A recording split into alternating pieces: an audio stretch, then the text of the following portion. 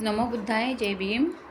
आज आपण भगवान बुद्धांच्या जीवनातील अशी एक घटना जाणून घेणार आहोत जी आपल्याला शिकवते की सत्य कितीही काळ झाकले गेले तरी शेवटी सत्याचा विजय होतो. श्रावस्ती नगरातील जेतवन विहारात भगवान बुद्ध वर्षवास करत होते. त्यांच्या उपदेशामुळे हजारो लोक दुःखातून मुक्तीचा मार्ग स्वीकारत होते. राजे, व्यापारी, सामान्य नागरिक, स्त्रिया आणि तरुण मोठ्या श्रद्धेने बुद्धांचे धम्म श्रवण करत होते. ही वाढती लोकप्रियता पाहून काही मत्सरी संन्यासी अस्वस्थ झाले. लोक त्यांच्या आश्रमात कमी जाऊ लागले आणि बुद्धांच्या धम्माकडे आकर्षित होऊ लागले. त्यामुळे त्यांनी भगवान बुद्धांची बदनामी करण्याचा कट रचला. त्यांनी चिंचा नावाच्या अत्यंत सुंदर, हुशार आणि बोलकी तरुणीला आपल्या कटात सहभागी करून घेतले. सुरुवातीला चिंचाने नकार दिला, परंतु लोभ, मान, सन्मान आणि खोट्या आश्वासनाच्या प्रभावामुळे ती तयार झाली. कटाप्रमाणे चिंचा रोज संध्याकाळी जेतवन विहाराच्या दिशेने जात असे आणि पहाटे परतताना लोकांना मुद्दाम सांगत असे, मी रात्रभर जेतवनात होते. काही दिवसांनी लोकांमध्ये कुजबूज सुरू झाली, पण भगवान बुद्ध शांत होते. त्यांनी कोणतेही स्पष्टीकरण दिले नाही. त्यांना माहिती होते की सत्याला वेळ लागतो, पण सत्याचा पराभव होत नाही.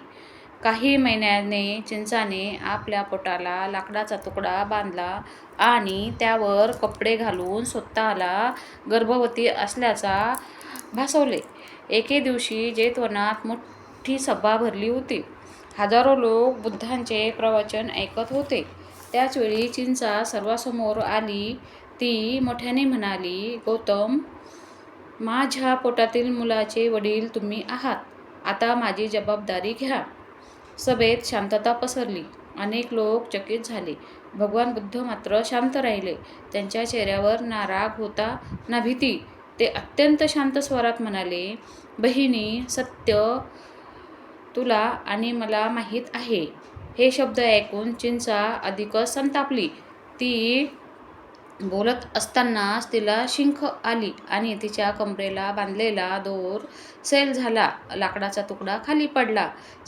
क्षणात सर्वांना सत्य समजले. लोकांनी तिच्या खोट्यापणाचा निषेध केला. ज्यांनी बुद्धांवर संशय घेतला होता त्यांना आपल्या चुकीची जाणीव झाली. चिंचाने लज्जेने खाली मान घालून तेथून निघून गेली. भगवान बुद्धांनी कोणाचाही द्वेष केला नाही. त्यांनी आपल्या शिष्यांना सांगितले, खोटेपणा काही काळ लोकांना फसवू शकतो, पण सत्य कायम लपून राहत नाही. संयम आणि सत्य यांचाच शेवटी विजय होतो. ह्या घटनेतून आपल्याला 3 महान शिकवणी मिळतात.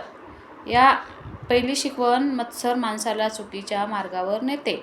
दुसरी शिकवण, खोटेपणाचा शेवट नेहमी अपमानातच होतो. आणि तिसरी गोष्ट, सत्य, संयम आणि सदाचार यांचा शेवटी निश्चित विजय होतो. तर म्हणून आपण नेहमी सत्याचा मार्ग स्वीकारूया आणि कोणाबद्दलही अफवावर विश्वास ठेवण्यापूर्वी सत्य तपासून घ्या. जर हा व्हिडिओ आवडला तर व्हिडिओला लाईक करा, चॅनलला सबस्क्राईब करा आणि बेल आयकॉन दाबायला विसरू नका. कथा आवडली असल्यास धन्यवाद.